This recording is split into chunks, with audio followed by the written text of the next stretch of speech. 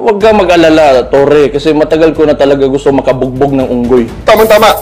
Maraming mga kababayan natin ngayon na nangangailangan ng tulong na naapektuhan naapektuhan ng bagyo at baha. So maybe this is a very good time para sa isang charity boxing match. We can do it on Sunday sa Araneta. Actually, pwede. Seriously, it's okay. Maganda yung pang charity, at least makatulong kami ni Mayor Baste sa ating mga kababayan na salanta, ang proceeds nung kung ano man ang, kasi sigurado maraming manonood dyan eh.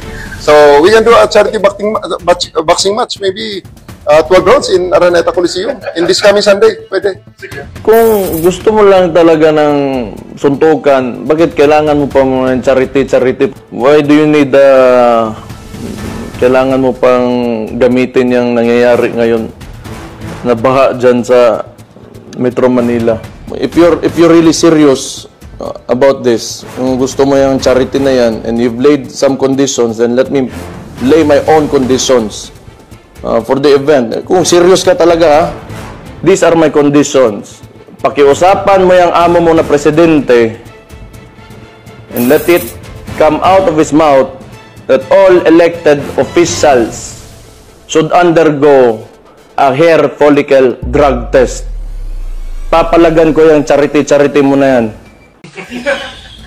Sa Bungero na naging war on drugs, ang pangit na palabas mo.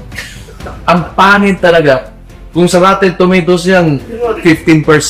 Kung sa IMDb, maybe IMDb is much more mainstream, 4. Wala. It's not a good movie. I'm telling you. Nag-offer, may tweet si Senator Lacson na nag-offer daw Consul Airlord. Okay, kung ready sila sa venue, I can show up. Pero nakaset na actually ang Rizal Memorial Coliseum. A ring is already being set up there para sa Sunday. So, parang wala pang replace yun. Nasa kanya na yan. Whether he shows up or not, may mga sponsors na nagsabi na magdo-donate na lang ng pang-ayuda sa ating mga kababayan na nasalanta ng bagyo at ng baha. So sir, sa Sunday ng alas 9, nandun siya, wala kung nakadun. Oh yes. Kasi kung wala naman siya, mag-distribute na kami ng ayuda. May mga ayuda kaming naka-ready para dun sa ating mga kababayan. Kung member na sa PNPA, Ano no? member na? May mga sport tayo, mga kadete tayo. Oo nga sir, medyo yung agility mo, medyo nag-boxing ka talaga ba sir noon? Alam ng mga nanonood na kikinig sir. Nakaroon din tayo na, naging playboy eh. Sinusuntok nga nung nakatali ang kamay sa likod eh. Kaya yun na lang ang inisip ko. Lakasan na ng loob yan. Ano nga sa usapan din ng mga netizens ha? Kanya-kanya yung pambate yung mga netizens eh. That's good because it will help drum up the event para mas maraming sponsor. The more sponsors that we can pull in dito sa event na ito, mas maganda para sa ating mga beneficiaryo. Sir, may mga nag-pledge na pala sponsor na willing mag-sponsor ng that 12 round? Yeah, actually meron. Kasi kaya nga this coming Sunday, marami ng mga tao na darating sa Rizal Memorial Coliseum and at 9 o'clock, whether he shows up or not, we will just continue with the distribution of aid sa ating mga kababayan. Hindi may iwasan sir na talagang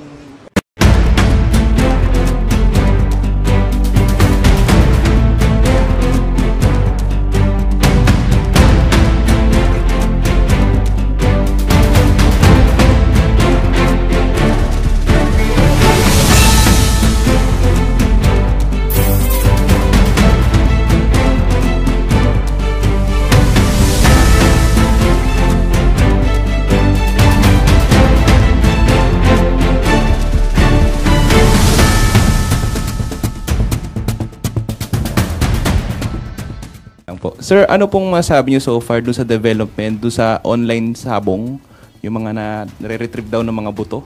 Yes, nakamonitor ako dyan. And our authorities so far are doing good, especially yung ating Philippine Coast Guard, which under sa committee ko yan, sa DOTR. And sabi nga nila, ayaw nilang galawin muna yung mga sako, nakikinig sila, may mga forensic expert tulad ni Fortune, na sabi dapat this is the way you should handle the pieces of evidence o yung sako, etc.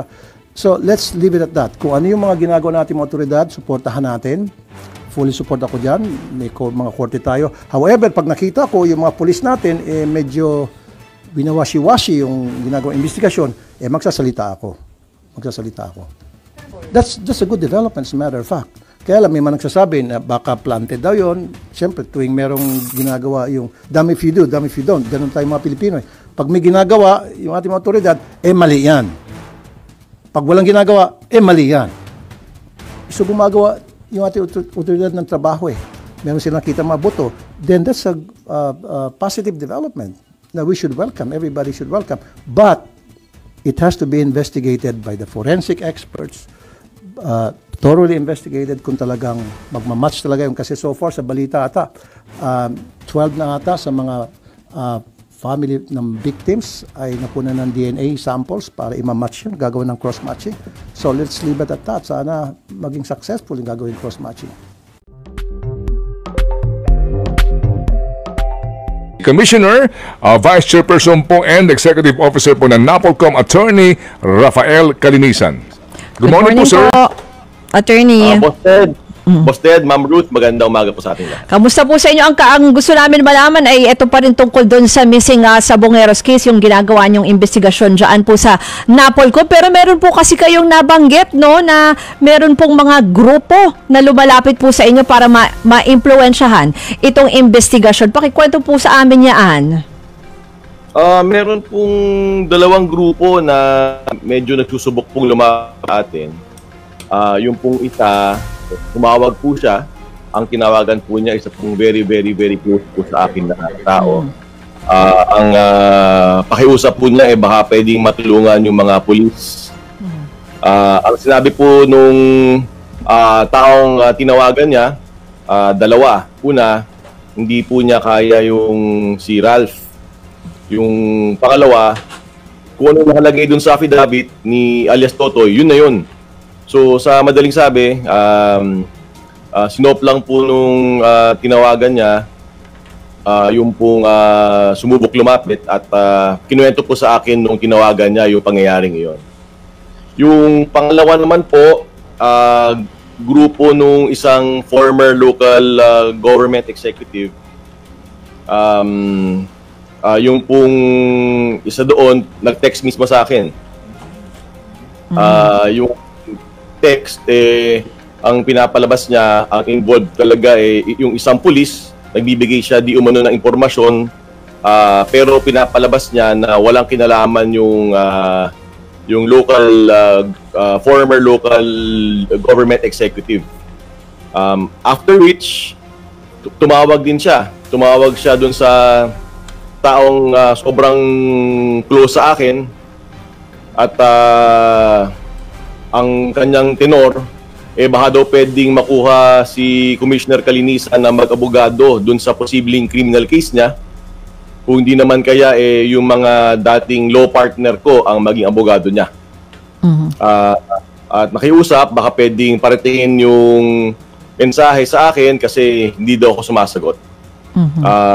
Totoo, nababother ako. Kasi meron kang kasibihan, very brave yung paglapit nung dalawa. Totoo lang din ay naiinsulto ako. Kasi siguro naman dapat alam na ng lahat una na hindi tayo nababayaran, wala tayong kinakatakutan, at patas tayo dito. Kung anong laman ng ebidensya, kung anong makita natin sa ating investigasyon, yun na magiging basihan ng ating desisyon. Pwede nyo po bang, at this point po, pwede nyo po bang i-identify yung mga binabanggit nyo na yan? Siguro sa kasalukuyan po, hindi naman dahil sa ayaw kong banggitin o takot akong banggitin mga pangalan nila. Totoo, gusto kong banggitin. Pero it is, I think, more prudent to first keep quiet about this, at least for the names. Kasi ako yung magdedesisyon nung kasong ito yung admin case kasama nung buong NAPOLCOM and bank. Ayaw kong magkaroon ng ibang kulay. Pero I think obligasyon ko kasi na sabihin sa publiko na may ganitong ganap. May isang linggo ko nang dinidibdib to. Nung nag-file si Totoy sa amin nung Lunes, totoo lang, pinag-iisipan kong sabihin na noon Pero it is not about me. Itong pangyayaring ito, itong paglapit nila, is not about me. It is about people looking for justice. It is about someone filing a case here in the National Police Commission. Kaya tumahimik ako. Pero after 1 week, di ko matiis eh. I think it's my obligation to tell the people na ganito kayo nangyayari for utmost transparency. Pero yun, with also the reassurance to the Filipino people na wag ko kayong mag-alala, hindi po tayo mababayaran, hindi po tayo atras, tuloy lang po ang investigasyon, tuloy po ating pagdinig, tayo po ipatas. So kung kinakailangan absueltuhin yung mga pulis na to, dahil walang ebidensya, so be it. Pero kung kinakailangan pong may maging accountable po dito to the point of them being dismissed from the service, then so be it. You will cross the bridge when we get there. Attorney, yung sinasabi niyo po na very brave po itong pareho, both camps, no, na lumapit sa inyo, no, parang syempre nagkukontrahan ito, isang pabor dun sa mga pulis, isang kontra. Yung the mere fact na ganun sila ka-brave para i-approach po kayo or i-approach someone close to you, tingin nyo both are from powerful or may mga powerful backers po ba itong mga ito? Let me clarify, no? Yung pangalawa, technically, hindi naman sa kumukontra siya eh. Hindi siya sa kontra police eh. Ang motibo nung pangalawa, sabihin na lang natin na mukhang mai-implicate yung isang local government executive, yung isang former local government executive. So, ang motive nun is na dumipa ako to get me as a lawyer or someone very close to me to help them clear their name, quote-unquote. I don't want to comment if they are involved or not. Sabihin na lang natin na everything is being investigated at medyo nakaka-insulto naman na ang gagamitin mong abogado ako o yung mga abogadong dikit sa akin, that is very insulting. Dapat pakatas tayo, hindi tayo babayaran at wag ganun kasi anong gusto mo paratingin. So kaya kung hindi ko man nireplyan siya sa text, yung dalawang grupo na ito, kung makaabot ng mensahe sa kanila, huwag ginawang subukan. Pangalawa, sa mga taong gusto pang magsubok, huwag nyo na rin hong subukan. Parang awan nyo na ho. Yung sinasabi niyo pangalawang grupo, parang ang point is trying to divert kasi parang pinapangunahan na po na yung baka involvement, possible involvement nitong local, former local government executive kanyo. Tama po yun. So ang dinidiktik po niya isang particular na pulis na kasama rin naman sa iniimbestigahan, pero ang motibo iba. Hindi para idiin yung pulis, ang motibo para ilihis. Ang motibo para linisin, quote-unquote, yung pangalan niya at absueltuhin yung sarili niya. Kumbaga, ang motive hindi para magbigay ng tamang impormasyon, ang motibo para ilihis yung investigasyon. So, Sir Commissioner, kung dating local chief executive, tapos para hindi siya sumabit sa kaso, hindi naman sakop ng NAPOLCOM siya. Kasi NAPOLCOM, kayo po, nasa mga, yung mga kasalukuyang nasa serbisyo, bakit kinakailangan niyang tumulay sa inyo para siya ma-absuelto? In the first place, hindi naman siya sakop ninyo Hindi po. Yung pong mga local government executives, mga local, yung mga hindi po police ay hindi po naming sakop. Pero sabihin na lang natin po, Sir Ted, na may mga ilang pangalan na lumulutang at yung pong ilang pangalan na yon ay nababanggit po sa investigasyon ng National Police Commission. So, umabot daw po sa kaalaman nung local government executive na yon, yung former local government executive na yon. So, gusto niyang linisin yung kanyang pangalan at kung sakasakaling merong umantong ito sa criminal investigation in the vernacular, Boste, para naghanap ng katapat. Ganun ang very clear impression sa akin ito. Opo. So again, para lang mas klaro Commissioner. So gusto niyang maiklaro yung kanyang pangalan na wala siyang kaugnayan dito sa pagkawala ng mga sabungerong ito. Nang sa ganon, diyan pa lang sa magiging report ninyo, hindi mababanggit ang pangalan niya o ang pangalan niya ay cleared in case lang na humantong sa criminal investigations sa DOJ, ganun po? Tama po, at balak pa kong gamitin akong abogado, kaya pong mga abogado na dikit po sa akin. Sige po. Ako naintindihan ko itong sinasabi ho ninyo, Commissioner, ano po, na hindi muna kayo magbabanggit ng pangalan. Pero itong mga nakikinig sa atin, alam nyo na ho, wala naman tayong control sa kanila. Taga saan daw ho ba itong region? Clue, pahinging clue.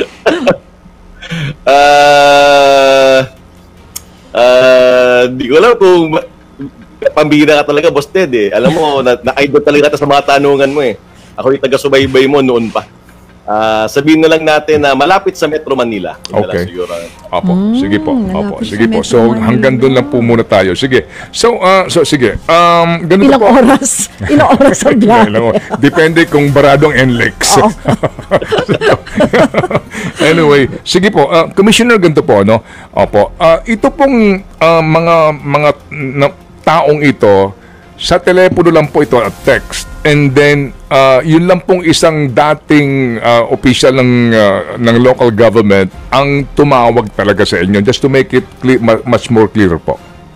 Yung pong sa una, yung pong bossing ng Sabong, tumawag po yun. Hindi po yun nag-text, tumawag po yun. At ang tinawagan po niya isang taong sobrang dikit sa akin. Okay. Yung pong pangalawa, ang nag-text po sa akin ay yung kapatid nung local government executive. Okay. At ang tumawag din po sa taong close sa akin ay yung pong kapatid. Opo. Yun ho bang close na iyan ay close po sa inyong trabaho dyan sa Napolcom o personal po na close? Yung pong personal po na close. Naintindihan ko po yung tanong. Okay, sige po. Opo, sige po. Sige, so ngayon, ginagawa po ninyo ito kaninyo para malaman po namin lahat. Opo. At kami po nagagalak din na ito po inyong inilalahad. Kung sila po nanonood ngayon o manonood mamaya sa replay nito, ano ang inyong mensahe po sa kanila, Commissioner? Uulitin ko po, Sir Ted, at doon po sa dalawang grupong nagsusubok po lumapit sa atin para hilutin po ang mga bagay-bagay. Huwag niyo na pong subukan. Ako po yung nakikiusap sa inyo. Pinalaki po ako ng tama na aking mga magulang, pinalaki po ako ng tama na aking lola. May takot po tayo sa Diyos. Hindi po tayo nasisilaw ng pera. Huwag niyo na pong subukan. Hindi po ako takot sa inyo. Tutuloy-tuloy lang po ang investigasyon namin dito. Klaro po ang utos ng presidente na no stone unturned. Klaro po ang obligasyon ko sa taong bayan. Klaro po ang obligasyon ko sa ating Diyos. Kailangan pong imbestigahan ito para magkaroon po ng hustisya ang mga taong 4 na taon na kung naghahanap nito. So, please lang po, let me do my job properly, effectively, without any interference. I don't need these side shows. Hayaan nyo po at pagtiwala po ang lahat na mag-iimbestiga po tayo ng tama at magdedesisyon po ng tama ang National Police Commission. Opo, opo. So far po, update dito po sa pending case ng mga inaakusahan nito pong si Patidongan. So far po, ano na po yung status nito at ilang araw po ang inyong ibinigay na palugit pa remaining sa mga dito po ay respondent? Good news po, Sir Ted, Ma'am Ruth. Yung 12 inutusan natin na mag-file ng kanilang mga sagot, nag-file na po ng kanilang mga counter affidavits. So yesterday po, yung pong dosing police tumungo dito sa National Police Commission upang mag-file ng kanilang counter affidavit. Ang kasunod po nito yung ating Inspection, Monitoring and Investigation Service o ang ating IMIS will evaluate both the complaint, yung pong final ni alias Totoy, pati po yung sagot po, yung pong 12 counter affidavits at lahat po ng ebidensyang nakalap. From there, kung meron kung hindi po dapat ituloy dahil po walang ebidensya, i-dismiss po yung kaso. However, kung meron pong at dapat pong ituloy, based on their evaluation, magpa-file po ng formal charge sa National Police Commission ang Inspection, Monitoring and Investigation Service. From there, there will be hearings. Maghaharap po ang dalawang panig. Magkakaroon po ng submissions po. Papahinggan po ang kanilang mga saloobin. And of course, it will be elevated to the National Police Commission NBank, NAPOLCOM NBank, kung saan po kami po ay magde-deliberate at magdedesisyon ng kaso nito. Okay, sige. So kami po muling iistorbo po sa inyo, Commissioner, kung sakasakali po, no? Dito po sa update nga ng kaso sa NAPOLCOM ng mga pulis na inaakusahan pa lang ho naman. So far po, yan ang status dito. Okay, Tama so... po, Sir Ted. Opo. Okay, sige po. So sabi nga ni Nanay Christy, ang kanyang kasing apelyido, Kalinisan. Kaya hindi siya, nanonood. Kaya naman, Sir Ted, na kalinisan, tas corrupt. Medyo hindi ho talaga siguro, kumbaga, kung karumihan ang iyong... Sige po. Salamat po na marami sa inyo pong panahon. Mabuhay po, sir.